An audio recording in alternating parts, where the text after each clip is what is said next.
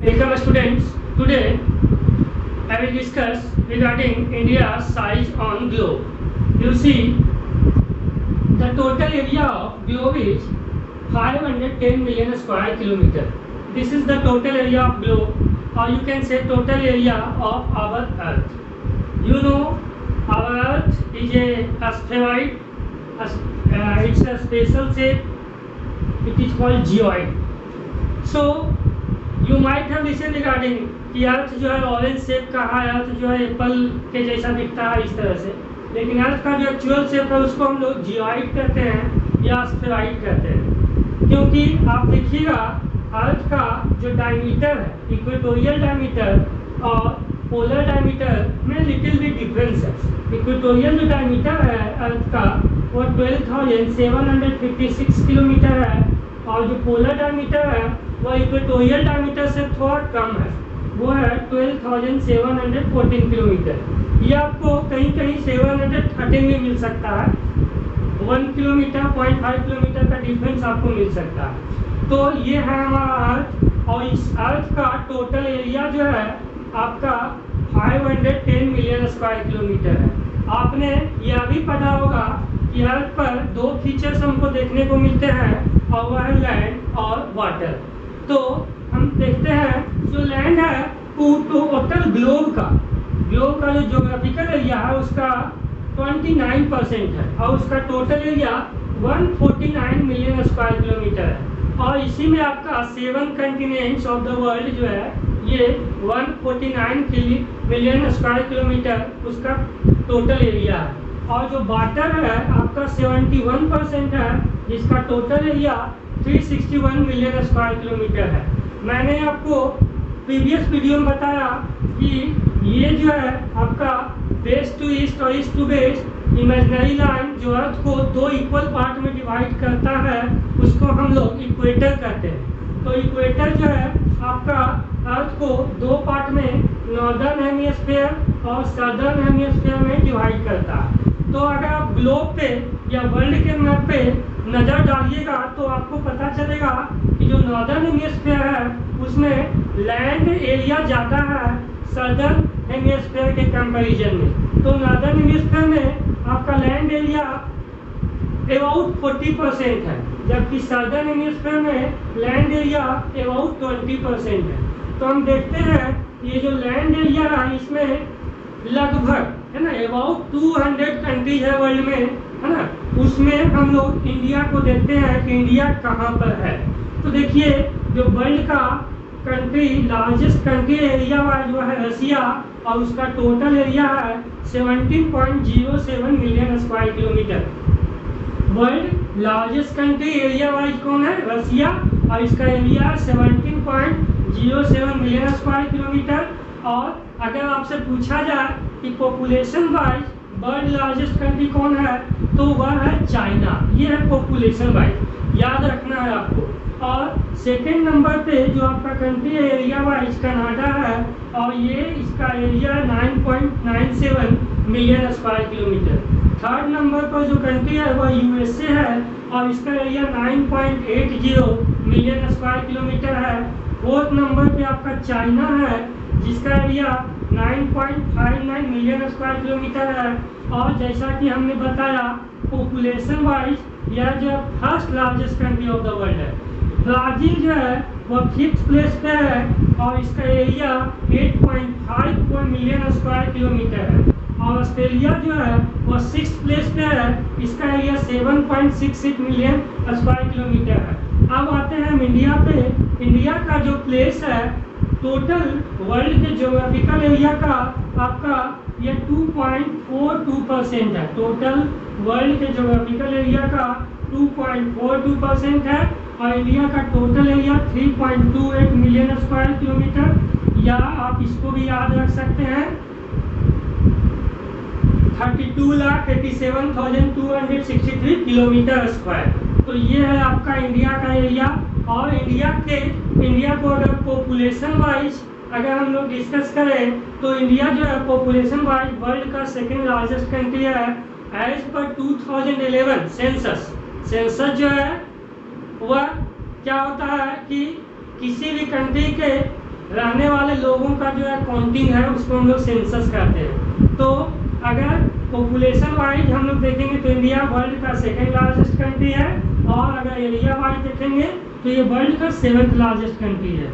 आप general knowledge के लिए ये भी बात याद रखिएगा कि एरिया ऑफ ग्लोब कितना है, 510 मिलियन स्क्वायर किलोमीटर, और एरिया ऑफ लैंड कितना है ग्लोब पर, 29% लैंड है, और ये 149 मिलियन स्क्वायर किलोमीटर है। आप ये भी बात याद रखिएगा कि नॉर्दर्न हेमिस्फीयर में लैंड का एरिया ज़्यादा है सदर्न हेमिस्फीयर के कंपैरिजन में। नॉर्दर्न हेमिस्फीयर में अबाउट 40% लैंड है, जबकि सदर्न हेमिस्फीयर में अबाउट 20% लैंड है।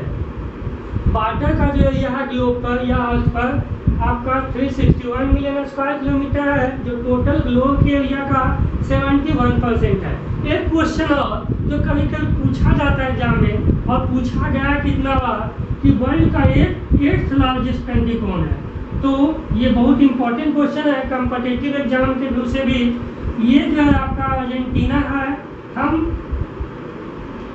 एक क्वेश्चन आपके लिए देते हैं, आप कमेंट बॉक्स में इसका आंसर जरूर बताइएगा कि Argentina is part of which continent of world. World में 7 कंटिनेंट है, अर्जेंटीना जो है वह किस कंटिनेंट का पार्ट है। आप ये भी बताइएगा कि इसका कैपिटल कहाँ है। उसके बाद आप और भी ये बात जनरल नॉलेज के लिए याद रखिए कि ये जो 7 कंट्री है, इंडिया का कैपिटल तो आप जानते होंगे, बाकी जो कंट्री है उसका कैपिटल कहाँ है ये हमको कमेंट बॉक्स में जरूर बताइए। रशिया का कैपिटल कहाँ है, कनाडा का कैपिटल कहाँ है, यूएसए का कैपिटल कहाँ है, चाइना का कैपिटल कहाँ है, ब्राजील का कैपिटल कहाँ है, ऑस्ट्रेलिया का कैपिटल कहाँ है। जनरल नॉलेज अगर स्ट्रॉन्ग करना है तो आपको हर एक पॉइंट, हर एक पार्ट को जो है डिटेल से देखना पड़ेगा, तभी जो है आपको समझ में आएगा। एक क्वेश्चन और हमारे माइंड में भी आया कि वर्ल्ड का लार्जेस्ट कंट्री अभी आपने देखा एरिया वाइज रशिया है, तो वर्ल्ड का स्मॉलेस्ट कंट्री कौन है एरिया वाइज। और उसके बाद हमको ये भी बताइएगा कमेंट बॉक्स में कि वर्ल्ड का स्मॉलेस्ट कंट्री पॉपुलेशन वाइज कौन है, ये आप जरूर बताइए, क्योंकि ये जो है जनरल नॉलेज का एक इम्पोर्टेंट पार्ट है। ये क्वेश्चन हमेशा पूछा जाता है कि which is the largest country of the world area wise, which is the smallest country of the world. अब देखिए हम लोग इंडिया को स्पेशली देखेंगे। हमने पिछले वीडियो में इंडिया का नॉर्दर्न मोस्ट पॉइंट बताया था, साउदर्न मोस्ट पॉइंट बताया था, और आपका वेस्टर्न मोस्ट पॉइंट बताया था, ईस्टर्न मोस्ट पॉइंट बताया था। अब हम लोग देखते हैं इंडिया स्पेसिफिकली। तो देखिए इंडिया जो है नॉर्थ वेस्ट में, ये जो पार्ट है नॉर्थ वेस्ट में, ये है आपका नॉर्थ पार्ट, और ये है आपका नॉर्थ ईस्ट पार्ट। ये जो एरिया है वह हिमालय माउंटेन से जो है सराउंडेड है नॉर्थ वेस्ट में, नॉर्थ में और नॉर्थ ईस्ट में। इंडिया का जो ये पार्ट है आपका अरेबियन सी है। इधर जो है आपका इंडिया का अरेबियन सी है, इधर आपका इंडिया का बे ऑफ बंगाल है, और यहाँ आपका इंडिया का इंडियन ओशन है। आपसे कभी कभी गांव में पूछ दिया जाता है कि भारत का चौहद्दी क्या है, तो चौहद्दी को हम लोग क्वाड्रिप्लेट कहते हैं। तो क्वाड्रिप्लेट में इंडिया में नॉर्थ वेस्ट और नॉर्थ ईस्ट में हिमालय, आपका वेस्टर्न साइड में अरेबियन सी, साउथ में इंडियन ओशन और ईस्ट में आपका बे ऑफ बंगाल है। अब देखिए हम इंडिया का लेंथ और ब्रेथ देखते हैं, तो ये देखिए नॉर्दर्न मोस्ट पॉइंट, इसको हम लोग मेनलैंड कहेंगे, याद रखिएगा। हम इंडिया, ये जो आपका लक्षद्वीप है और ये आपका अंडमान निकोबार है, अंडमान निकोबार आइलैंड है, ये आपका लक्षद्वीप आइलैंड है।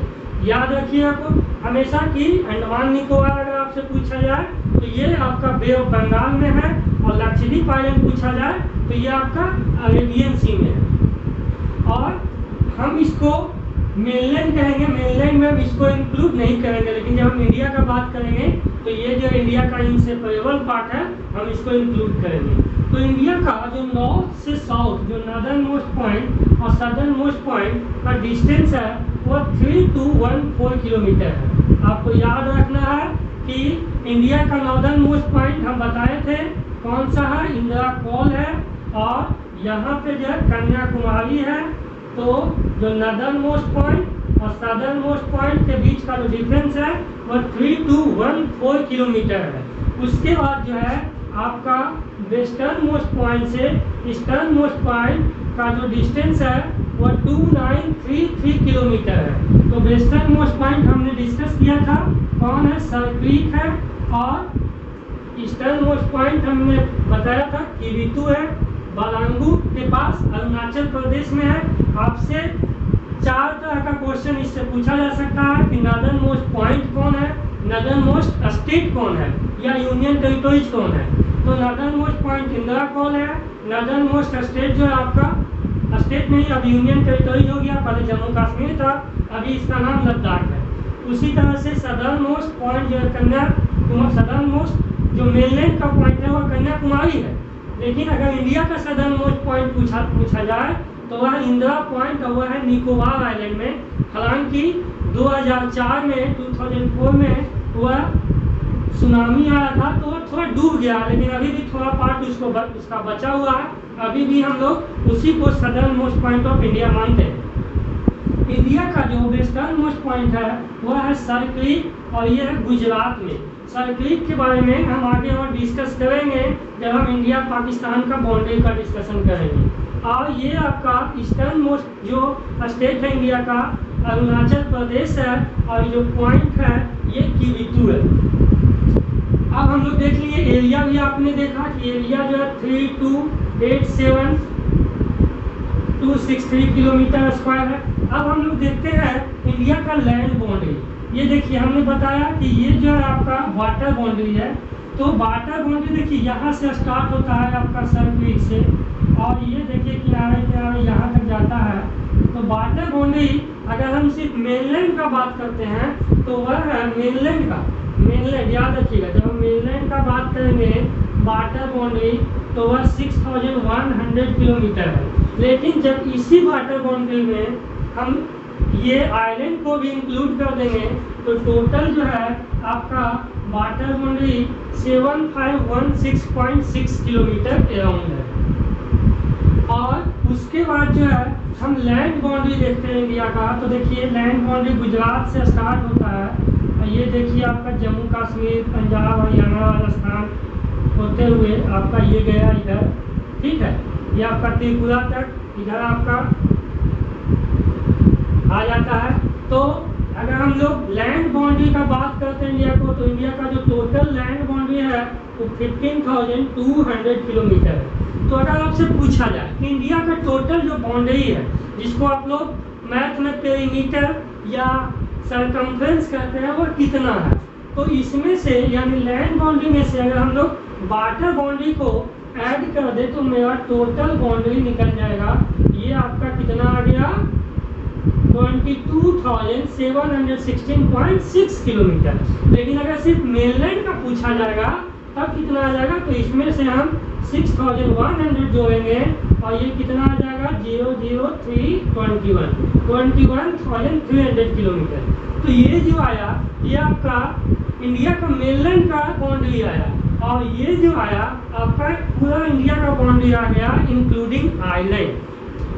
अब हम लोग देखते हैं कि इंडिया में जो है आपका ये कोस्ट, इसको हम लोग कोस्टल बाउंड्री कहेंगे। ये जो आपका वाटर बाउंड्री है इसको हम लोग कोस्टल बाउंड्री या कोस्ट लाइन बाउंड्री कहेंगे। इससे एक क्वेश्चन हमेशा पूछा जाता है कि which is the state of India having longest coastal boundary. तो ये जो है आपका गुजरात है, इसका आपका जो बाउंड्री है लगभग 1200 किलोमीटर अराउंड है। आपसे ये पूछा जा सकता है जनरल नॉलेज के लिए, आप ये जानकारी रख सकते हैं कि जो लैंड पूरा जो ग्लोब है उसका टोटल बाउंड्री कितना है, या फिर उसका जो है टोटल सरकमफ्रेंस कितना है। तो ये आप जनरल नॉलेज के लिए आप कमेंट बॉक्स में इसका आंसर दीजिए कि जो आपका ग्लोब है या हमारा अर्थ है उसका सरकमफ्रेंस। अब देखिए हम लोग इंडिया का लैटिट्यूडनल और लॉन्गिट्यूडनल एक्सटेंट देखते हैं। हमने आपको बताया था प्रीवियस वीडियो में कि इंडिया का जो मेनलैंड है उसका जो लैटिट्यूड है 8 डिग्री 4 मिनट नॉर्थ है, और जो आपका नॉर्दर्न मोस्ट लैटिट्यूड है वह 37 डिग्री 6 मिनट नॉर्थ लैटिट्यूड है। तो अगर आप इसका डिफरेंस निकालते हैं तो ये देखिए आपका 29 डिग्री 2 मिनट आता है। और उसी तरह से हम इसको बताए थे 68 डिग्री 7 मिनट, और ये जो आपका ईस्टर्न मोस्ट लॉन्गिट्यूड है वो है 97 डिग्री 25 मिनट। अगर इसका आप डिफरेंस निकालते हैं तो 18 मिनट और ये आपका 9 और ये आपका 29 डिग्री 18 मिनट। तो अगर आप देखते हैं, इसको आप देखिएगा ध्यान से कि लैटिट्यूड और लॉन्गिट्यूड लगभग 29 डिग्री और आप डायरेक्ट से 30 डिग्री का डिफरेंस है। लेकिन जब आप इंडिया के मैप को देखिएगा तो ऐसा आपको फील होगा कि जो ईस्ट वेस्ट का जो डिफरेंस है और ईस्ट वेस्ट का जो लेंथ है वो नॉर्थ साउथ से कम है। ऐसा क्यों? Means the north to south part जो है वो ईस्ट टू वेस्ट पार्ट से लॉन्गर जो है अपीयर होता है। ऐसा क्यों? जबकि लॉन्गिट्यूडनल एक्सटेंट और लैटिट्यूडनल एक्सटेंट ऑलमोस्ट सेम है। तो इसका रीजन क्या हो सकता है? इसका रीजन जो है अभी आप लॉन्गिट्यूड समझिएगा तब समझ में आएगा।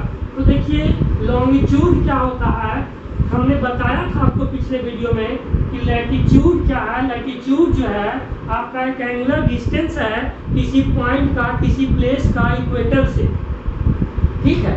और लैटिट्यूड जो है, लैटिट्यूड एक इमेजिनरी लाइन है जो वेस्ट टू ईस्ट और ईस्ट टू वेस्ट जो है ग्लोब पर खींचा जाता है, और यह जो है आपका एक पॉइंट ऑफ रेफरेंस के तौर पर काम करता है। हम किसी स्पेसिफिक पॉइंट का, जैसे हम यहाँ पे खड़े हैं तो यहाँ का एक स्पेसिफिक लैटिट्यूड है और हम स्पेसिफिक अगर लॉन्गिट्यूड देंगे तो हमको एक परफेक्ट पोजीशन मिल जाएगा।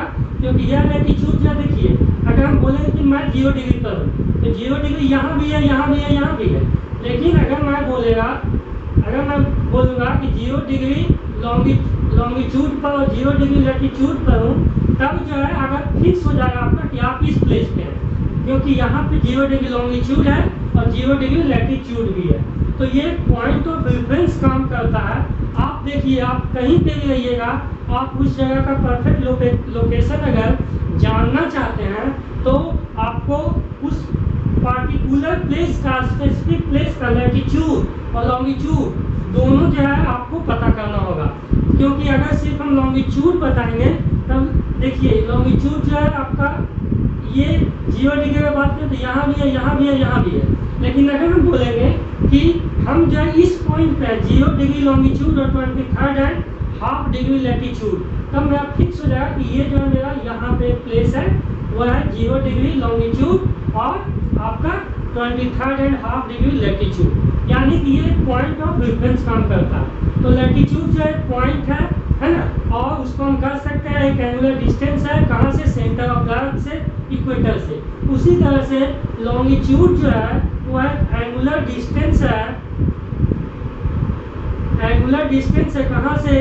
आपका 0 डिग्री मेरिडियन से, जिसको हम लोग प्राइम मेरिडियन कहते हैं या GMT भी कहते हैं हम लोग, 0 डिग्री मेरिडियन से और प्राइम मेरिडियन से ऑन द इक्वेटर।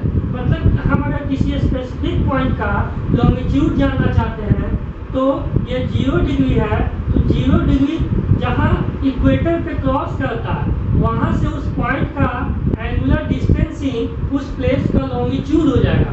लेकिन जब हम लॉन्गिट्यूड्स का बात करेंगे या फिर मेरिडियंस ऑफ लॉन्गिट्यूड भी इसको कहते हैं, तब जो है यह एक लाइन हो जाता है, यह एक इमेजिनरी लाइन है जो नॉर्थ टू साउथ है ना खींचा जाता है आपका ग्लोब पर पोल से होते हुए। याद रखिए ये जो है आपका लॉन्गिट्यूड है हमेशा पोल से होकर के जाता है।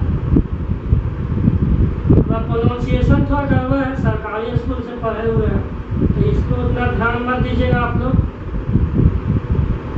मेनली जो है आप ध्यान दीजिए समझने पे कि एक्चुअली जो है हम समझाना क्या चाह रहे हैं। सिंपल है, भावनाओं को समझिए। तो ये जो है आपका लॉन्गिट्यूड है और ये जो है आपका लैटिट्यूड है। आप देखिएगा लैटिट्यूड पैरेलल होता है लेकिन लॉन्गिट्यूड पैरेलल नहीं होता, ठीक है ना। लॉन्गिट्यूड जो है सब आकर के एक जगह कन्वर्ज हो जाता है, कहाँ? इधर साउथ पोल पे और इधर आपका नॉर्थ पोल पे। तो देखिए हम इसके बारे में डिस्कशन कर रहे हैं कि इंडिया का जो ईस्ट वेस्ट एक्सटेंट है और नॉर्थ साउथ एक्सटेंट से स्मॉलर अपीयर होता है। ऐसा क्यों? क्योंकि जब हम इक्वेटर से नॉर्थ पोल या इक्वेटर से साउथ पोल की ओर जाएंगे तो दो लॉन्गिट्यूड के बीच का जो डिस्टेंस है वह क्या होगा, घटते चला जाएगा। और यहाँ पे पोल पे क्या हो जाएगा, दो लॉन्गिट्यूड के बीच का डिफरेंस है वो 0 हो जाएगा, क्योंकि यहाँ पे सारा लॉन्गिट्यूड कन्वर्ज हो जाता है एक सिंगल पॉइंट पे। तो आप ये भी जनरल नॉलेज के लिए ये बात आप याद रख सकते हैं कि दो लैटिट्यूड के बीच का जो डिफरेंस होता है वह यहाँ से यहाँ तक का डिफरेंस होता है वह 111 किलोमीटर होता है, और दो लॉन्गिट्यूड के बीच का भी जो डिफरेंस होता है इक्वेटर का अगर हम बात करेंगे तो ये भी 111 किलोमीटर अराउंड होता है। लेकिन जैसे जैसे हम इक्वेटर से पोल की ओर जाएंगे तो आपका दो लॉन्गिट्यूड के बीच का जो डिस्टेंस है वह कम होता चला जाएगा। दैट्स वाई इंडिया का जो ईस्ट वेस्ट एक्सटेंट है वो नॉर्थ साउथ के एक्सटेंट से स्मॉलर अपीयर होता है। तो अगर आपसे पूछेगा कि अगर आपसे क्वेश्चन पूछा जाए कि इंडिया का जो लैटिट्यूड का डिफरेंस है और लॉन्गिट्यूड का डिफरेंस है वो ऑलमोस्ट सेम है, लेकिन आपका डिस्टेंस जो है देखिएगा नॉर्थ टू साउथ आपका 300 किलोमीटर अराउंड का डिफरेंस है। ऐसा क्यों? तो आपको ये एक्सप्लेन करना पड़ेगा कि as we move from equator to pole the difference between two longitude decreases while the difference between two latitude is always equal from equator to pole और north pole और equator to south pole। तो ये आपका clear हो गया होगा कि India का नॉर्थ साउथ एक्सटेंट और ईस्ट वेस्ट एक्सटेंट जो है में डिफरेंस क्यों है, लैटिट्यूडनल डिफरेंस और लॉन्गिट्यूडनल डिफरेंस के सेम रहते हुए। Students, we will discuss regarding local time and standard time। देखिए हम इसके बाद बताएंगे कि टाइम आखिर हम लोग कैसे डिराइव करते हैं, लेकिन पहले इसको समझिए कि लोकल टाइम और स्टैंडर्ड टाइम है क्या।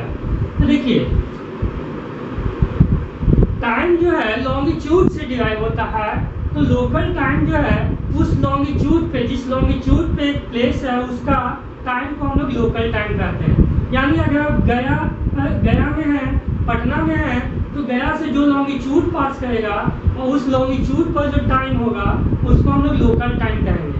अब उस लॉन्गिट्यूड पर क्या टाइम होगा, कितना होगा, ये मैं बताऊंगा अगले वीडियो में कि हम लोग उसको कैसे निकालते हैं। ठीक है, अभी सिर्फ ये समझिए कि लॉन्गिट्यूड से टाइम डिराइव होता है। आपने बचपन में पढ़ा होगा कि लैटिट्यूड और लॉन्गिट्यूड जो है वह किस तरह से हीट और टाइम को जो है मेंटेन करने में हेल्पफुल होता है। तो हम ये यहाँ पे सिर्फ ये समझिए इसमें कि जो लोकल टाइम है किसी लॉन्गिट्यूड का स्पेसिफिक टाइम होता है। आप जिस लॉन्गिट्यूड पे हैं, तो जिस लॉन्गिट्यूड पे हैं वहाँ पे ये कैसे डिराइव होगा, तो ये मूवमेंट ऑफ सन से डिराइव होगा या position of sun in the sky से।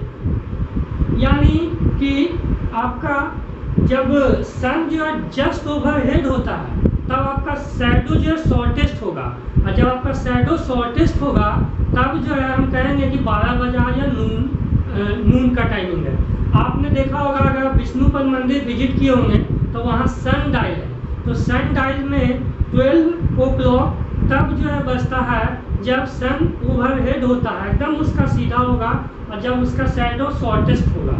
ठीक है, तो लोकल टाइम जो है डिराइव होता है आपका मूवमेंट ऑफ द सन से, और मूवमेंट ऑफ द सन का मतलब क्या हुआ कि जब सन का मूवमेंट जो है ओवरहेड होता है और अपना शैडो शॉर्टेस्ट होता है तब हम कहेंगे इट इज नून, इसका मतलब 12 बजा है। ठीक है, अब देखिए ये जो लॉन्गिट्यूड है आपका प्लेस टू प्लेस वेरी करेगा, क्योंकि मैं यहाँ हूँ अभी और उसके बाद अगर यहाँ आता हूँ तो हो सकता है 1 मिनट के लैटिट्यूड का डिफरेंस हो, तो यहाँ का लोकल टाइम और यहाँ का लोकल टाइम में डिफरेंस आ सकता है। आप गया में हैं, पटना में हैं, लॉन्गिट्यूडनल डिफरेंस के कारण लोकल टाइम में डिफरेंस आ सकता है। ठीक है, तो लोकल टाइम जो है वो रीजन टू रीजन वैरी करता है। क्यों वैरी करता है? क्योंकि लॉन्गिट्यूड वैरी करता है। ठीक है, अब उसके बाद देखिए सेम लॉन्गिट्यूड पे, जैसे मैं यहाँ हूँ और सेम लॉन्गिट्यूड पे अगर दिल्ली है, सेम लॉन्गिट्यूड पे अगर नासिक है, तो यहाँ का लोकल टाइम वही होगा जो नासिक का होगा और जो दिल्ली का होगा। हम कहने का मतलब है कि हम जिस लॉन्गिट्यूड पे जाएंगे तो उस लॉन्गिट्यूड पे through out the globe same timing होगा। ठीक है, अब हम लोग आते हैं स्टैंडर्ड टाइम में। तो स्टैंडर्ड टाइम जो है वह किसी कंट्री का ऑफिशियल टाइम होता है। ऑफिशियल टाइम जो है एक कंट्री सेटअप करता है और उसको हम लोग स्टैंडर्ड टाइम कहते हैं। तो क्यों स्टैंडर्ड टाइम का जरूरत क्यों है, ये क्वेश्चन पूछा जाता है कि why is there a need of standard time in a country. तो देखिए बहुत बड़ा कंट्री में एक से ज्यादा स्टैंडर्ड मीडियम का हम चर्चा अभी करते हैं, इसके बाद अभी स्टैंडर्ड टाइम ही हम से देखते हैं। तो एक बड़ा कंट्री में अगर आप देखिएगा कि मीन्स ऑफ कम्युनिकेशन और ट्रांसपोर्टेशन के लिए जो है इसका मेनली यूज होता है। जैसे हम अगर बोलेंगे कि गया से पटना के लिए ट्रेन जो है आपका 5 बजे सुबह खुलेगा। अब 5 बजे सुबह खुलेगा तो उसको 7 बजे पटना पहुंचना चाहिए या 8 बजे पटना पहुंचना चाहिए। लेकिन आप देखें कि गया का लॉन्गिट्यूड जो है डिफरेंट है और पटना का लॉन्गिट्यूड जो है डिफरेंट है, तो दोनों का लोकल टाइम में डिफरेंस आएगा, है ना। तो या जो एग्जैक्ट टाइमिंग है वहाँ 7 बजे पहुँचना चाहिए या फिर 8 बजे पहुँचना चाहिए, और वहाँ पता चला कि वहाँ पहुँचते पहुँचते 9 बजा, है ना। तो ये कंफ्यूजन हो सकता है। अगर आपको बोला जाए कि 9 बजे PM मोदी मन की बात में आएंगे, तो आपका बिहार में, आपका यूपी में या अलग अलग प्लेस का लोकल टाइम अलग होगा। तो सब 9 बजे जो है टीवी खोलेगा तो पता चलेगा कहीं प्रोग्राम जो है अब ये स्टार्ट नहीं हुआ है, कहीं ख़त्म हो गया है, जो स्पेसिफिक प्लेस है वहाँ स्टार्ट हुआ। तो ये कंफ्यूजन हो सकता है एक ही कंट्री के अलग अलग रीजन में, क्योंकि लोकल टाइम जो है वैरी करता है। तो हम इस कंफ्यूजन को दूर करने के लिए यानी मीन्स ऑफ कम्युनिकेशन का जो टाइमिंग है, कम्युनिकेशन का मतलब जो है आपका रेडियो, टीवी, ये सब का टाइमिंग, ठीक है। और मीन्स ऑफ ट्रांसपोर्टेशन का जो टाइमिंग है, ट्रेन, एयरवेज, बस, ये सब के टाइमिंग का कंफ्यूजन को दूर करने के लिए हम लोग जो है स्टैंडर्ड टाइम रखते हैं। और स्टैंडर्ड टाइम एक कंट्री के लिए सेम होता है।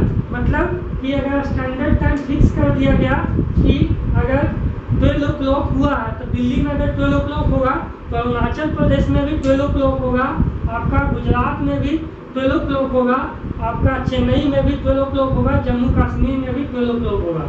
यानी स्टैंडर्ड टाइम जो है पूरा कंट्री के लिए सेम रहता है, जबकि लोकल टाइम जो है आपका रीजन टू रीजन वैरी करता है ड्यू टू लॉन्गिट्यूड। देखेंगे कि हम लोग टाइम डिवाइड करते कैसे हैं। तो देखिए इसके लिए हम लोग को फिर से लॉन्गिट्यूड में जाना पड़ेगा।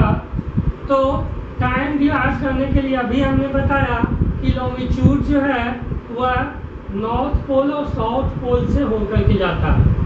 लॉन्गिट्यूड जो है वह नॉर्थ पोल साउथ पोल से होकर के जाता है और यह एक फुल सर्कल है। यह जो है एक फुल सर्कल है।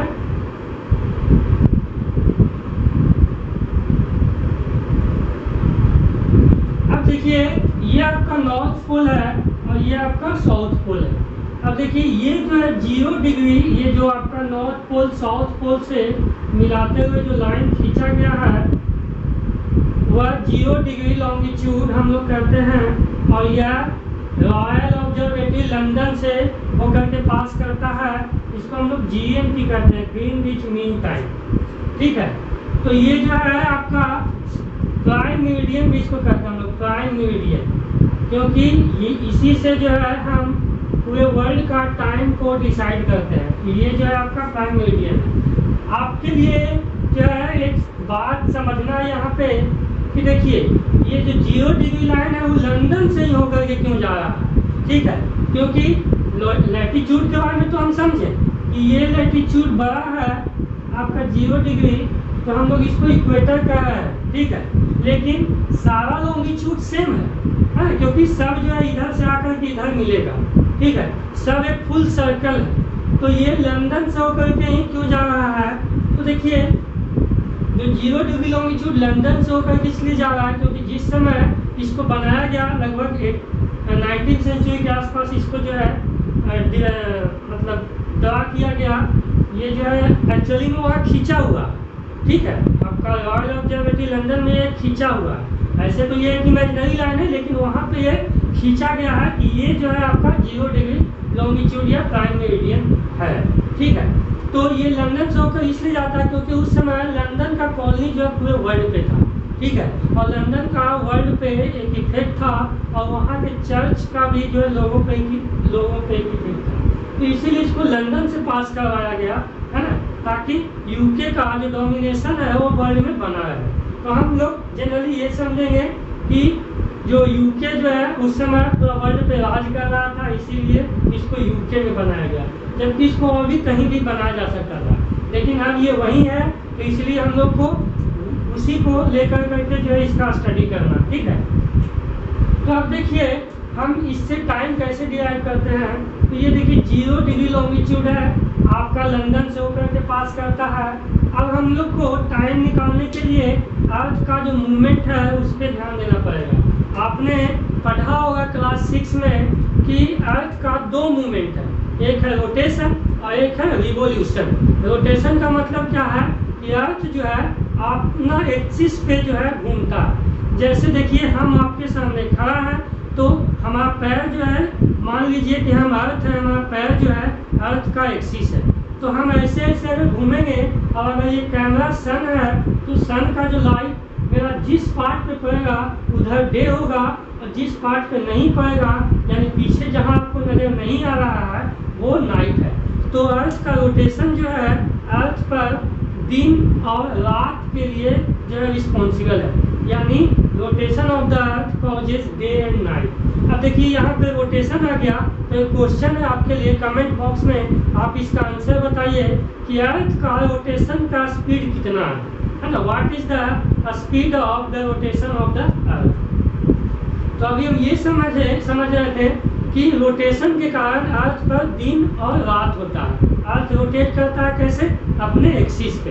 अर्थ का एक और मूवमेंट है, वह सन के जो है अराउंड रिवॉल्व करता है। उससे क्या होता है, उससे चेंज इन सीजन होता है, यानी आप विंटर, समर, रेनी ये सब पढ़ोगे, मेनली 2 ही तरह का सीजन होता है। इंडिया में एक तीसरा सीजन भी है, आप एनसीएंट स्क्रिप्चर में जाइएगा तो इंडिया में 6 सीजन मिलेगा। हम क्लाइमेट जो चैप्टर है इंडिया का, उसमें हम जो है थोड़ा सा एक्सप्लेन करेंगे, इसको मोर डिस्कशन करेंगे। अभी आप ये समझिए कि रिवॉल्यूशन से चेंज इन सीजन होता है और रोटेशन से जो है डे एंड नाइट होता है अर्थ पे। तो डे एंड नाइट जो है, आप देखिए सपोज कीजिए ये सन है, ये आपका सन है, ये देखिए ये आपका सन है। तो सन का रेज जहां आपका जिस एरिया में पड़ेगा है ना, ये आपका डे होगा और इसके पीछे वाला एरिया जो है वह नाइट होगा। तो अर्थ जो है फुल रोटेशन कितना देर में करता है, तो हम मान के चलते हैं कि 24 आवर में अर्थ जो है फुल रोटेशन करता है, यानी कि जो रोटेशन है वो 23 आवर आपका 56 मिनट 4 सेकेंड समथिंग है, ठीक है। लेकिन हम अभी यहाँ पे मान के चलेंगे कि अर्थ में जो है एक कंप्लीट रोटेशन में कितना टाइम लेता है, 24 आवर टाइम लेता है, यानी कि 24 आवर में अर्थ जो है कितना डिग्री रोटेट कर जाता है, 360 डिग्री रोटेट कर जाता है। देखिए ये लॉन्गिट्यूड है, ठीक है ना, ये आपका लॉन्ग द वे लॉन्गिट्यूड है। तो 1 आवर में अर्थ जो है कितना डिग्री रोटेट करेगा, 360 डिग्री बाई 24, यानी कि 15 डिग्री रोटेट कर जाएगा, ठीक है। 1 आवर में अर्थ रोटेट करेगा आपका 15 डिग्री। अब देखिए हम ये इसको मान लेते हैं कि 60 मिनट में अर्थ जो है 15 डिग्री रोटेट करता है।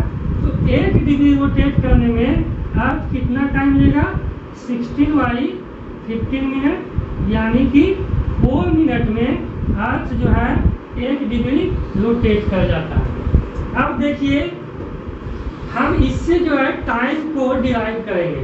देखिए अब 0 डिग्री पे जो है अगर 12 बजा है, 0 डिग्री पे 12 बजा है, तब क्या होगा कि देखिए अर्थ ये सन यहाँ पे है, ये सन यहाँ पे है, तो हम 0 डिग्री पे कोई भी टाइम को जो है पॉइंट ऑफ डिफरेंस को हम लोग को कुछ लेना पड़ेगा।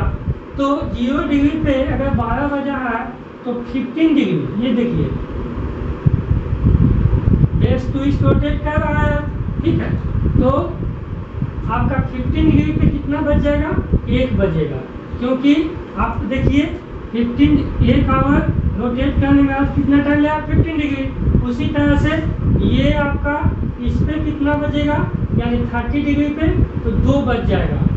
45 डिग्री पे कितना बजेगा 3 बजेगा, क्योंकि 45 यानी कि 15 degree equal to 1 hour, 45 degree equal to 3 hour. तो 0 डिग्री से जैसे जैसे हम ईस्ट जाएंगे, ईस्ट लॉन्गिट्यूड की ओर जाएंगे। देखिए लॉन्गिट्यूड 0 डिग्री हम प्राइम मेरिडियन से अगर ईस्ट जाते हैं तो हम उसको लिखते हैं ईस्ट। जैसे 15 डिग्री अगर हम इसको बात करते हैं तो इसको हम लोग लिखेंगे 15 डिग्री ईस्ट। लेकिन जब हम इसको लिखेंगे तो ये भी 15 डिग्री है और ये जो है 15 डिग्री वेस्ट लॉन्गिट्यूड है, ठीक है। लेकिन जब हम इधर आएंगे तो टाइम जो है घटाएंगे और ईस्ट जाएंगे तो टाइम क्या होगा बढ़ेगा। यानी कि अगर 15 डिग्री वेस्ट में आएंगे तो 11 बजेगा, है ना, 11 AM होगा। ये आपका PM है, ठीक है। यहाँ आपका 10 AM होगा, यहाँ आपका 9 AM होगा, यहाँ आपका 8 AM होगा। अब देखिए ये तो समझ गए कि 15 डिग्री जाने पे जो है हमारा 1 घंटा का डिफरेंस आता है। 730 डिग्री जाएंगे तो हाफ एन आवर का डिफरेंस आएगा। ये बहुत इम्पोर्टेंट है, इसको समझिए, ठीक है। अगर आपसे पूछा जाए कि कोई प्लेस जो है आपका 90 डिग्री लॉन्गिट्यूड पे है, 90 डिग्री लॉन्गिट्यूड पे, और उस समय आपका लंदन में यानी ग्रीनविच मीन टाइम या प्राइम मेरिडियन पे 12 बज रहा है ना, तो 90 डिग्री लॉन्गिट्यूड पर कितना बजेगा? तो आप आसानी से निकाल सकते हैं कि यहाँ पे 6 PM होगा। ध्यान रखिएगा कि ये इधर बढ़ेगा, आगे जाएगा, ना कि पीछे जाएगा, ठीक है ना। ये इधर 6 PM ऑलरेडी हो चुका होगा। अब यहाँ पे उसी तरह से 75 डिग्री लॉन्गिट्यूड का निकालने के लिए बोलेगा तो आपका क्या हो जाएगा 5 आवर जो है हम जितना टाइम इस पे रहेगा उसमें ऐड कर देंगे। लेकिन वो आपसे पूछेगा ईस्ट या वेस्ट, तो ईस्ट रहेगा तब हम जोड़ेंगे इसके टाइम से, और अगर वेस्ट रहेगा तो घटाएंगे जो टाइम आपका GMT पे है उससे, ठीक है। अब देखिए तो हम यहीं से हम लोग लोकल टाइम समझेंगे। तो देखिए सपोज कीजिए ये 0 डिग्री है तो 1 डिग्री पे जाएंगे तो 12:04 हो जाएगा, 2 डिग्री पे जाएंगे तो 12:08 हो जाएगा। उसी तरह से अगर हम ईस्ट जा रहे हैं, अगर हम वेस्ट आएंगे तो 11:56 हो जाएगा, और अगर 1 डिग्री वेस्ट जाएंगे यानी कि हम जो है 2 डिग्री वेस्ट जाते हैं तो 11:52 हो जाएगा, 52 मिनट। तो हम वेस्ट और ईस्ट जाते हैं तो आपका टाइम घटेगा, जो टाइम आपका ग्रीनविच या प्राइम मेरिडियन पर रहेगा, और जैसे जैसे ईस्ट जाएंगे टाइम बढ़ेगा, इससे जो टाइम आपका ग्रीनविच मेरिडियन पर रहेगा। अब देखिए इसके हिसाब से वर्ल्ड को जो है टोटल 24 टाइम जोन में बांटा गया है। 24 टाइम जोन है ना, जिसमें हर जोन जो है 1 आवर को डिनोट करता है, ठीक है। वर्ल्ड को 24 टाइम जोन में बांटा गया है और वह जो है हर जोन 1 आवर के टाइम को डिनोट करता है। अब देखिए इसी से स्टैंडर्ड मेरिडियन का कंसेप्ट जो है आया है। तो स्टैंडर्ड मेरिडियन होता क्या है? स्टैंडर्ड मेरिडियन जो है आपका किसी कंट्री में टाइम के कंफ्यूजन को दूर करने के लिए सेलेक्ट किया जाता है। जैसे इंडिया का स्टैंडर्ड मेरिडियन जो है 82 डिग्री 30 मिनट ईस्ट है। इंडिया का स्टैंडर्ड मेरिडियन क्या है 82 डिग्री 30 मिनट आपका ईस्ट है, और ये जो है आपका प्रयागराज से होकर करके प्रयागराज के नैनी के पास होकर के कहीं कहीं पे मिर्जापुर भी लिखा हुआ आ सकता है, जो है क्रॉस करता है। जिस तरह से ग्रीनविच मीन टाइम जो है लंदन से होकर क्रॉस करता है, उसी तरह से इंडिया का जो स्टैंडर्ड मेरिडियन है वह है 82 डिग्री 30 मिनट ईस्ट, और यह प्रयागराज के नैनी के पास से होकर के क्रॉस करता है। तो देखिए इंडिया 82 डिग्री 30 मिनट है, तो इसी को क्यों सेलेक्ट किया गया? तो देखिए जनरली सबसे पहले स्टैंडर्ड मेरिडियन उसको सेलेक्ट किया जाता है, उस लॉन्गिट्यूड को सेलेक्ट किया जाता है जो कंट्री के ऑलमोस्ट मिडिल में हो। है ना, जो कंट्री के सेंट्रल पार्ट में हो। तो हमने बताया आपको कि इंडिया जो है 68 डिग्री 7 मिनट ईस्ट और 97 डिग्री 25 मिनट ईस्ट पे है। तो इन दोनों को बीच का जो पार्ट है, देखिए इसमें से जोड़िएगा तो लगभग 83 आएगा और इसमें से घटाइएगा तो लगभग 83 या 82 आएगा, अगर आप इसका बीच का पार्ट निकालिएगा तो ये जो है किसी भी कंट्री का जो सेंट्रल पार्ट होता है और उस लॉन्गिट्यूड को हम लोग जो है स्टैंडर्ड मेरिडियन सेलेक्ट करते हैं। अब देखिए स्टैंडर्ड मेरिडियन 82 डिग्री को भी सेलेक्ट किया जा सकता था या 83 डिग्री को भी सेलेक्ट किया जा सकता था। तो जो इंटरनेशनल कॉन्फ्रेंस है उसमें यह जो है आपका कॉमन कंसेप्ट से यह डिसीजन लिया गया कि जो स्टैंडर्ड मेरिडियन है वह हाफ एन आवर या 1 आवर के मल्टीपल में हो, यानी कि जो लॉन्गिट्यूड है वो 7 डिग्री 30 मिनट या 15 डिग्री से डिविजिबल होना चाहिए। तो ये देखिए ये जो है आपका 7 डिग्री से डिविजिबल है, ठीक है। तो जो most of the country of the world है उसका जो स्टैंडर्ड मेरिडियन होगा वह वही लॉन्गिट्यूड होगा, या तो वह 15 डिग्री से डिविजिबल हो या 7 डिग्री 30 मिनट से डिविजिबल हो। एक आध आपको एक्सेप्शन मिल सकता है, जैसे आपका एक पड़ोसी देश है नेपाल, और नेपाल ठीक है, तो वहाँ का जो आपका स्टैंडर्ड मेरिडियन है वह इसको फॉलो नहीं करता, ठीक है। तो आप देखते हैं कि आपसे ये क्वेश्चन पूछा जाता है कि इंडिया का जो टाइम है वह ग्रीनविच मीन टाइम से कितना आगे है। तो हमने बताया आपको कि 1 डिग्री घूमने में रोटेट करने में अर्थ को कितना मिनट लगता है, 4 मिनट लगता है। तो 82.5 डिग्री रोटेट करने में आपको कितना टाइम लगेगा, तो देखिए 0 यानी 330 मिनट लगेगा। 1 डिग्री रोटेट करने में 4 मिनट निकाले थे, तो 82.5 डिग्री रोटेट करने में इसको 330 मिनट लगेगा, यानी कि आपका 60 मिनट इक्वल टू 1 आवर, तो 300 मिनट इक्वल टू कितना हो जाएगा, 5 आवर। अब 30 मिनट को ऐसे ही छोड़ दीजिए। तो इंडिया का जो स्टैंडर्ड टाइम है वह ग्रीनविच मीन टाइम से आपका 5 आवर 30 मिनट आगे, ठीक है। इंडिया का स्टैंडर्ड टाइम 5 आवर 30 मिनट आगे है। उसी तरह से आप इंडिया का जो पड़ोसी देश है, नेबर कंट्री है, बांग्लादेश है, नेपाल है, भूटान है, पाकिस्तान है, चाइना है, श्रीलंका है, आप पता करने का कोशिश कीजिए, कमेंट बॉक्स में आंसर देने का कोशिश कीजिए कि उनका स्टैंडर्ड मेरिडियन क्या है और उनका टाइम जो है ग्रीनविच मीन टाइम से कितना आगे है। अब देखिए ये स्टैंडर्ड मेरिडियन हर कंट्री में होता है और हर कंट्री का टाइम जो है अलग अलग हो सकता है, ठीक है ना। तो स्टैंडर्ड मेरिडियन हम एक बात और समझेंगे यहाँ पे कि जो स्टैंडर्ड मेरिडियन है वह एक ही क्यों खींचा जाता है। अभी हाल ही में इंडिया में बहस चलते रहता है कि जो इंडिया का जो आपका वेस्टर्न पॉइंट है और ईस्टर्न पॉइंट का जो लोकल टाइम है उसमें 2 आवर का गैप हो जाता है। 2 आवर का गैप कैसे हो जाता है, तो देखिए हम अभी बताए थे कि ये दोनों का डिफरेंस जो है कितना डिग्री है, 30 डिग्री है। और 1 मिनट घूमने में जो है 1 डिग्री घूमने में अब कितना मिनट देता है, 4 मिनट, यानी 30 डिग्री का डिफरेंस कितना आ जाएगा, 120 मिनट आ जाएगा। यानी कि यहाँ जो गुजरात का लोकल टाइम है, अरुणाचल प्रदेश का लोकल टाइम है, या फिर इंडिया का जो वेस्टर्न मोस्ट पॉइंट है उसका लोकल टाइम है और ईस्टर्न मोस्ट पॉइंट है उसका लोकल टाइम है, उसमें 2 आवर का गैप मिलेगा आपको, 2 आवर का।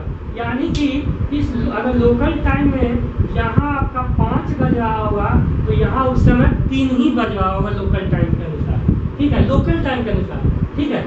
तो ऐसा बार बार जो आर्गुमेंट किया जाता है कि इंडिया में 2 स्टैंडर्ड मेरिडियन होना चाहिए, ठीक है, लेकिन अभी तक एक ही स्टैंडर्ड मेरिडियन को फॉलो किया जा रहा है। बहुत सारा वर्ल्ड का ऐसा कंट्री है जहाँ 1 से ज़्यादा स्टैंडर्ड मेरिडियन है, जैसे फ्रांस है। फ्रांस में आपका लगभग जो है 12 स्टैंडर्ड मेरिडियन है, मतलब कि वर्ल्ड में जो है सबसे ज़्यादा स्टैंडर्ड मेरिडियन जो है आपका फ्रांस के पास है। उसके बाद बहुत सारा ऐसा कंट्री जैसे रसिया में शायद 11 है, आपका कनाडा में भी जो है शायद 11 के आसपास है, यूएसए में 6 स्टैंडर्ड मेरिडियन है। तो जिस कंट्री का आपका वेस्ट टू ईस्ट एक्सटेंड ज़्यादा होगा, वहाँ एक से ज़्यादा स्टैंडर्ड मीडियन हो सकता है। क्योंकि देखिए रसिया जो है उसका जो ईस्टर्न मोस्ट पॉइंट है, लेनिनग्राड से व्लादिवोस्टोक जाइएगा तो आपको जो है सीधा 12 घंटा का डिफरेंस हो जाएगा। मतलब कि अगर बोला जाएगा वहाँ पे कि आज जो प्रोग्राम 9 बजे स्टार्ट होगा तो उस समय वहाँ 9 दिन बजा होगा ईस्टर्न मोस्ट पॉइंट पे, अब वेस्टर्न मोस्ट पॉइंट पे वहाँ 9 रात बजा होगा, तो ये बहुत ज़्यादा गैप हो जाता है। तो उसको यूनिफॉर्मिटी लाने के लिए एक से ज़्यादा स्टैंडर्ड मीडियन को सेलेक्ट किया जाता है। ठीक है, तो ये आपका स्टैंडर्ड मीडियन का कंसेप्ट क्लियर हो जाएगा। क्लियर हो गया।